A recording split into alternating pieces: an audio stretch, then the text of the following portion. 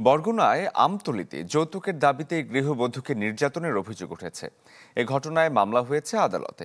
মামলার বিবরণে জানা যায়, 7 বছর আগে আমতলীর চাঁদখালী গ্রামের সালমার বিয়ে হয়।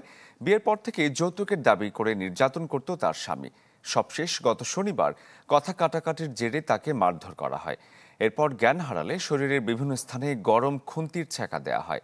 পরে তাকে উদ্ধার করে নেওয়া হয় হাসপাতালে। চিকিৎসক বলছে, শরীরে আঘাতের চিহ্ন রয়েছে। ঘটনার পর থেকেই পলাতক রয়েছে অভিযুক্তরা।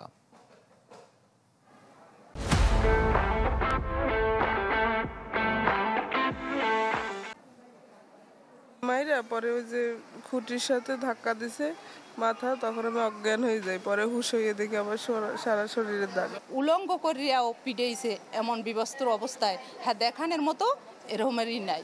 নদী আর আমার জামাই মেয়ের সারা অত্যাচার করছে নির্মমভাবে। আমি আপনার দ্বারা বিচার চাই। দেখা যায় না এমন বিভিন্ন স্পর্শকাতর জায়গায় এই খুন্তির ছ্যাঁকা সারা শরীরে নিয়েই ও আমাদের জরুরি বিভাগে আসে।